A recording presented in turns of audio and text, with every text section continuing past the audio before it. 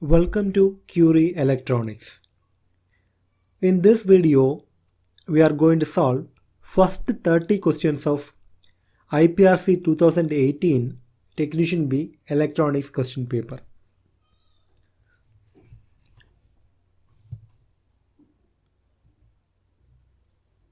So this question was asked for ISRO propulsion complex. Date on 22nd.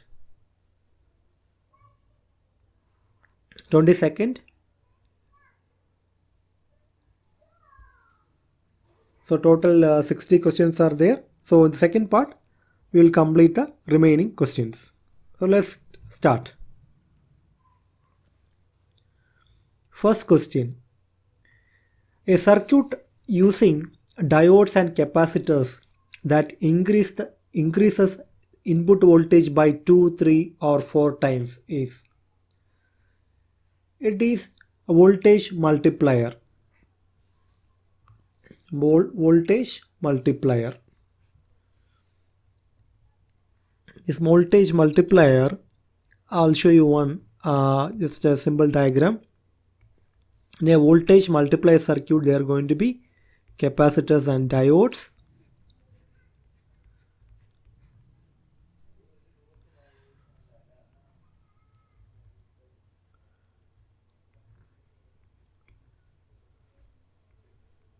This is a half wave voltage doubler, okay, half wave voltage doubler circuit. So it is a voltage doubler is there, tripler is there. These all are known as this is a V out. Here we are giving the Vin. These circuits are known as voltage multipliers. Then here, what is voltage divider? Voltage divider, usually we will have two resistors. There can be a number of resistors. The simplest case is the two resistors case. So we are applying the V in, and this resistor R1, this is R2. This is a voltage divider. And what is the output? See, if it this is the V out. So what is V out? V out is for a voltage divider. V out equal to R2 upon R1 plus R2 multiplied by V in. The same circuit can be drawn in a different way.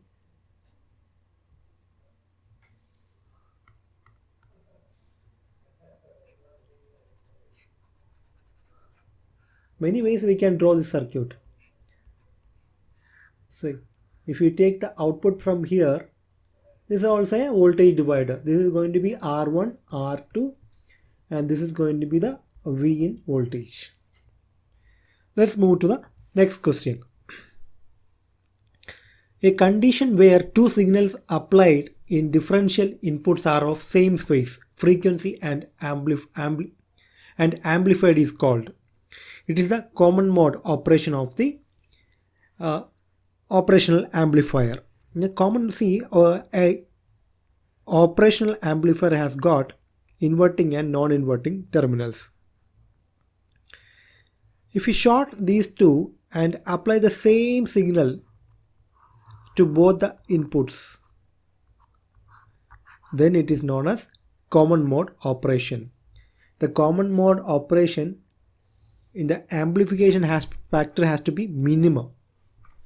Actually, there should not be any amplification at all, ideally.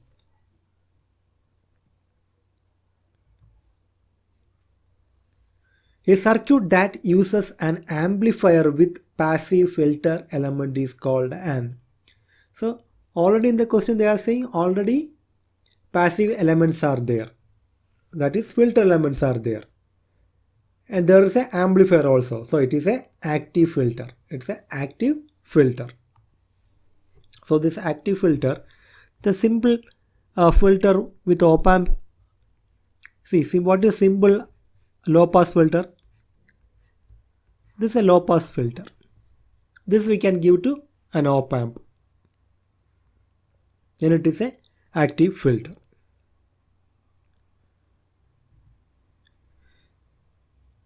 an n-type semiconductor material. How do we get an n-type semiconductor material? To get n-type semiconductor material, we have to dope the silicon or germanium with a fifth group element, that is the fifth antimony arsenic pentavalent impurity. We have to add pentavalent impurity.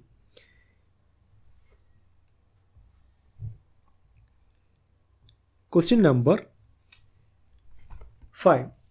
Configuration of two transistors in which collectors are connected and collectors are connected together, and emitter of first drive base of second.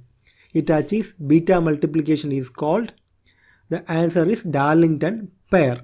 Darlington pair, we have two transistors. The first transistor emitter will be driving the base of the second transistor, and these two collectors are connected together, and across here we will take the output. It should go to ground, and the beta is given by this. The beta of this combination is approximately beta 1 and beta 2. Beta 1 is the amplification factor of first transistor, that is Q1. This is the beta 2 is the amplification factor of Q2. Next question. Form factor is equal to peak factor in case of. For a square wave, form factor is equal to peak factor. I hope you know what is form factor. Form factor equals, for a AC, I write for a AC, it is 1.11. That is the form factor, which is equal to what? How do we get that? V RMS upon V average. Then we get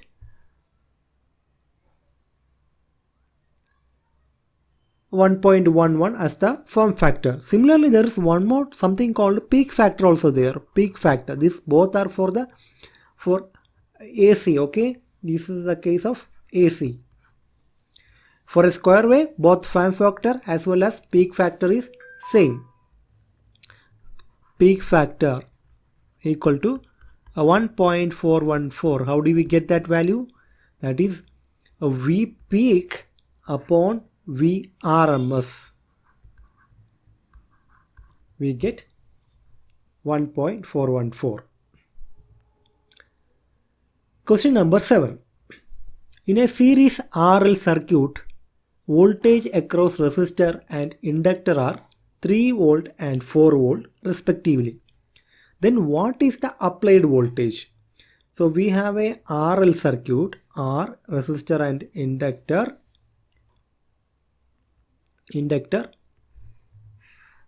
We have to find what is the voltage, applied voltage. What is the voltage across a resistor? That is 3 volt. And voltage across inductor equal to 4 volt. Then what is V, applied voltage? V is given as square root of V R square plus V L square. It comes to square root of 3 square plus 4 square, which is equal to 9 plus 16.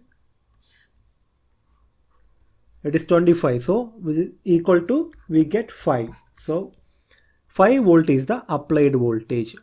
Option B is the right answer. Question number 8.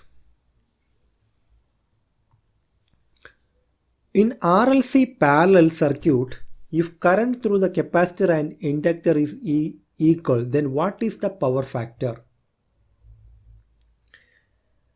In Now current through the capacitor and inductor is equal. So voltage developed across them cancel each other. So here circuit impedance is going to be due to the resistor. So the power factor is unity. For a resistive circuit, power factor is unity. Question number 9. In a RLC series circuit, R equal to 2 ohm, L equal to 2 millihenry and C equal to 1 microfarad and applied voltage is 10 volt DC. Then what is steady state current? Steady state, whenever there is storage elements, energy storage elements like capacitor, inductors are there, after the steady state drawn by the circuit is 0 amps. There won't be any current drawn from the circuit when the circuit is at steady state.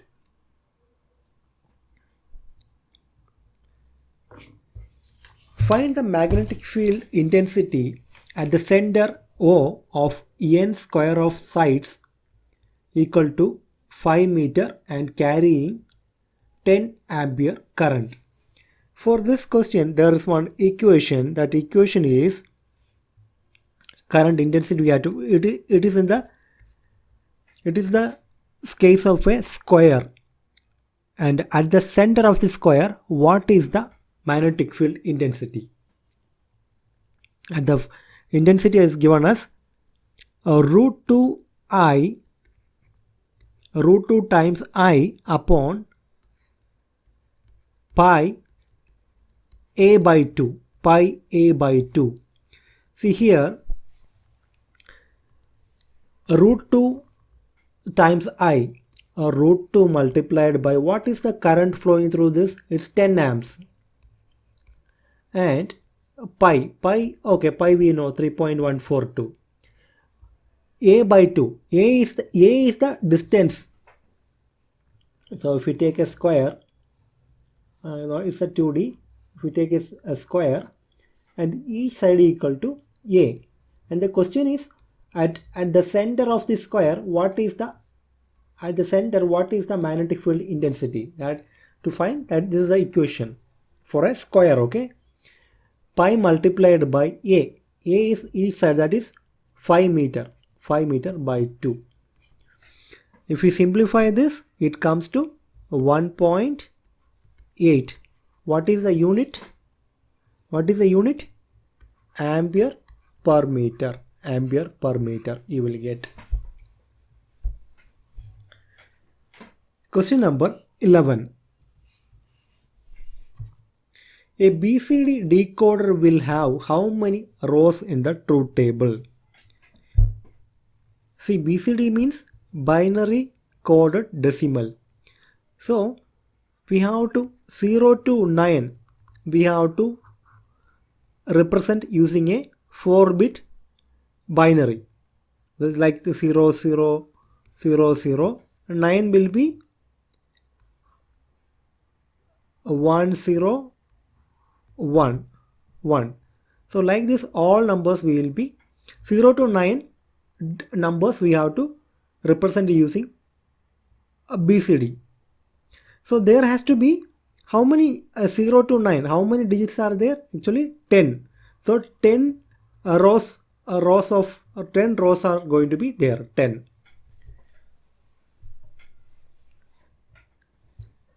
Question number 12.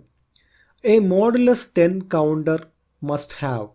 Actually, this question they have omitted from this this question paper. We can take it as 10 flip-flops, because if it is a ring counter, we will get 10 flip-flops. Question number 13. In the observation that a bubbled input OR gate is interchangeable with bubbled output AND gate is referred as. So bubbled input OR gate. Bubbled input OR gate means, so we have a OR gate, bubbled input OR gate, and inputs are bubbled. and A and B are the inputs. So we get A bar B bar with the bubbled input gate. Now what is going to be the output of this OR gate? Y equal to A complement or B complement.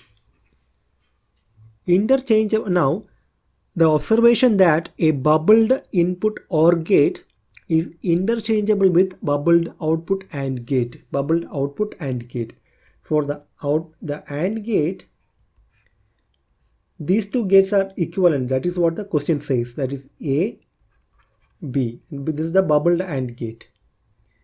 So output equal to A and B whole complement. So what we can write? These both are equal. That is the question says. So A complement or B complement equal to AB whole complement. What is this? This is the De Morgan's theorem. De Morgan's theorem. De Morgan's theorem. This is De Morgan's theorem. Next. Let me take it. De Morgan's theorem. The forbidden energy gap for silicon is 1.1 electron volt. It's a direct question. 1.1 electron volt. Question number 15. Point contact diodes are preferred at very high frequency because of its low junction. See, when frequency increases, what is the dominating parameter? That is capacitance. So at high frequencies, we have to avoid unnecessary capacitance. So we use these point diodes because its junction has very low capacitance. In standard TV receiving antenna, the dipole element is half of the wavelength of the wave. So it is 0.5 of the wavelength. 0.5 of the wavelength. You could watch one video on this Yagi-Uda antenna to understand it better. I'll put it in the I button. Question number 17. A type of amplitude modulation in which carrier is suppressed is called. In balanced modulation, the carrier is suppressed. This we use for AM transmission. AM will have upper sideband and lower sideband and suppressed carrier, or only single sideband suppressed carrier. It is done with balanced modulation. Question number 18. In a series AC circuit, XL equal to 2350 ohms, C equal to 0.005 microfarad, R equal to 500 ohm. So it is a series RLC. What is the impedance at resonance? For a series at resonance, it's a series resonance question. At series, this is the frequency, this is the current amplitude. At resonance, what happens? This is the resonance frequency. At resonance, circuit impedance equal to circuit resistance. The XL and XC cancel each other. The voltage developed across XL and across inductor and the capacitor cancels each other. They are out of phase with each other. So circuit impedance equal to R. So in the question, what is the resistance given? 500 ohm. So 500 ohm equal to we can write it as 0.5 kilo ohm. We have to divide by 1000. So the answer is option D is the right answer. Question number 19. When observing a 500 kHz square wave with an oscilloscope, what period would you expect to see for a full cycle?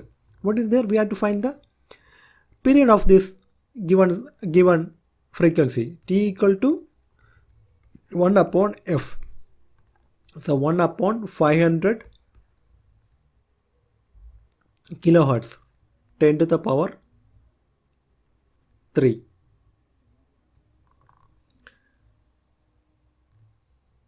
When observing a 500 kHz square wave with an oscilloscope, what would be the period expected? So we can write it as 1 upon 5 multiplied by 10 to the power 5. So 1 upon 5 equal to 0.2. At 10 to the power 5, I will take it up. So once 10 to the power 5 goes, it is minus 5. Now what we can do? We will multiply and divide by 10. So it will become, I'll write it here once more, 0.2 into 10 to the power minus 5. I'll multiply by 10 and divide by 10.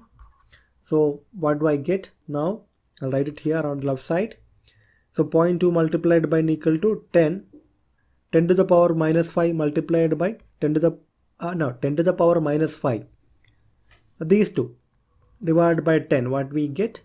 We get 10 to the power minus 6. So it is 2 microsecond. 2 microsecond is the answer. 2 microseconds. Question number 20. A 10 milliohm coil has a resistance of 100 ohms. At what frequency does XL equal to R? So L has given us 10 millihenry. R, this coil is having R equal to 100 ohms. At what frequency XL equal to R? So XL equal to 100 ohm. So what is XL? Reactive inductive reactance XL equal to 2 pi FL. With increasing frequency, this value also increases. So XL we know it is 100 ohm. 100. 2 multiplied by, what is pi multiplied by frequency, we have to find out. F, what is the inductance? 10 millihenry. 10 multiplied by 10 to the power minus 3. Now we want F. So 1 0 we can strike it off. Now what F equal to what? F equals 10 upon 2 pi multiplied by 10 to the power minus 3. Now 2 we can cancel. A numerator we have 5.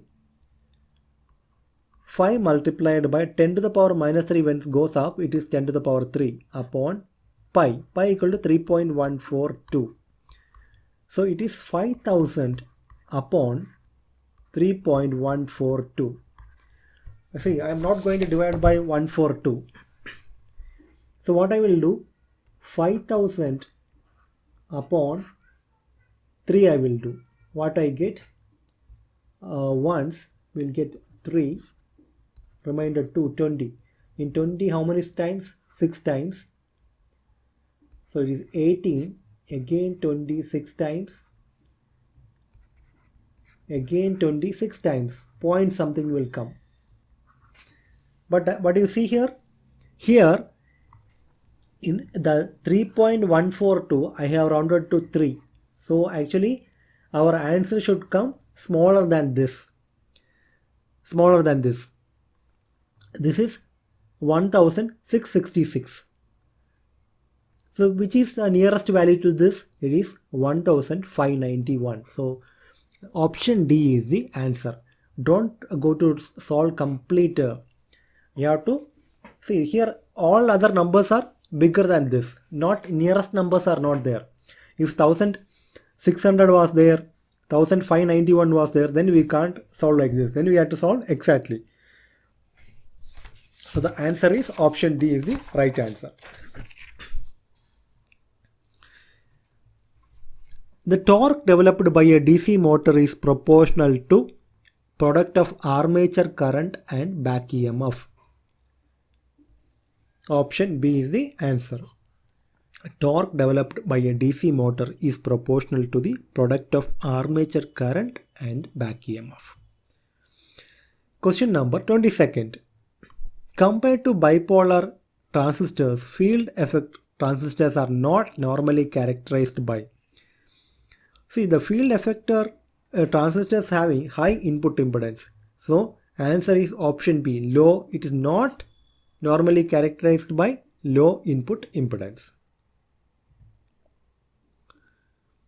Question number 23. Rise time of an amplifier is defined as the time required to. See, rise time of a signal. See, we have a square wave signal like this. Actually, it is like this. So, from 10% of the value of this to 90%, how much time it will take? From 10% to 90%. 10% to 90%. And it is known as the rise time of a signal. So 23, the answer is to change from 10 to 90% of its final value. 10 to 90% of its final value. So it's a square wave. Actually, it will have a slope if we expand the waveform and see in an oscilloscope. Question number 24. Peak inverse voltage for a full wave rectifier is if E is the peak voltage. See, the peak inverse voltage for a full wave bridge rectifier, it is related to the peak inverse voltage required for the diodes. The answer is option E. I think this question also they have omitted. See how the peak inverse voltage are related. See, rectifier type. Rectifier type. Peak inverse voltage. If you make these two, then what we have, the first one is a half wave rectifier. We have half wave rectifier. For a half wave rectifier, peak inverse voltage equal to Vm, whatever the peak value. If you don't know peak value and all, in the I button I'll put a video. You could watch and understand what it is, peak value, average value, all that's peak to peak. And for a full wave center tap rectifier. Full wave center tap rectifier. Only for this full wave center tap rectifier, peak inverse voltage required for the diode is 2 Vm. And finally, for a bridge rectifier, full wave bridge, I'll write it, full wave bridge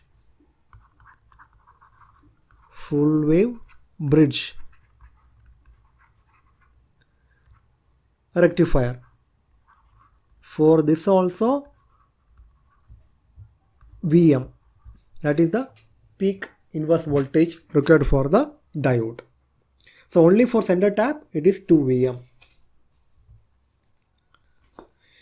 Question number 25.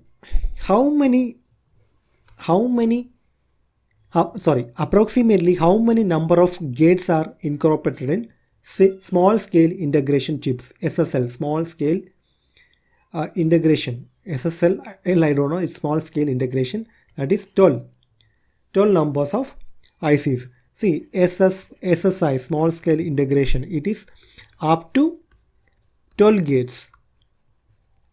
Then if we go 12 to medium scale integration, that is, it has to be greater than 12 but less than 100. Greater than 12. No, I'd write it not properly. This is number of gates. Number of gates. See here, number of gates are greater than 12 medium scale integration but less than 1000. And then we have the large scale integration, LSI. Here also the number of gates has to be greater than 1000 number of gates in a single chip, and it should be less than 400. It is not 1000, okay? It is up to 400. Up to 400. Sorry, it is up to 12 to 100. It is correct, 12 to 100. And here it is 100 to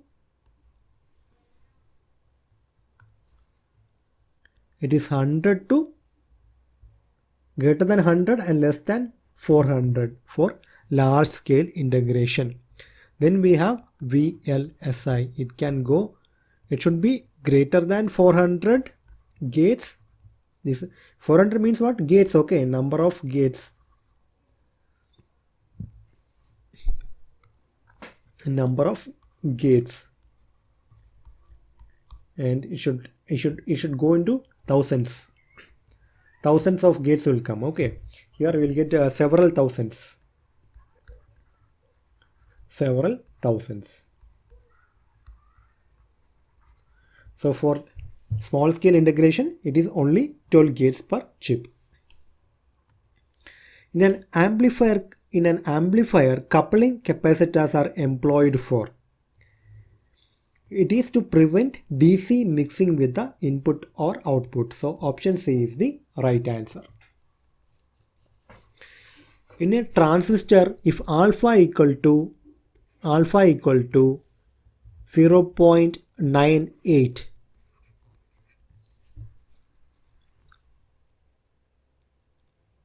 alpha is given. What is the current gain? Current gain equal to beta. What is beta? Beta equal to alpha upon 1 minus alpha. So alpha is 0.98 upon, what is 1 minus 0.98? It is 0.98. What is 1 minus 0.98? It is 0.02. Okay, see here it's 0.02, not 0.2. So then we get, what is the answer? 98 upon 2. So 49 is the answer for this question. So beta equal to 49. Question number 28. In question number 28, a capacitor carries a charge of 0.1 coulomb. C means coulomb. At 5 volt, its capacitance is. What is the equation? Q equal to CV. What we have to find? C we have to find. So it is Q upon V. What is Q? 0.1 upon 5. Numerator and denominator will multiply by 10. Then 10. So 1 upon 50. 1 divided by 50. What happens? 0.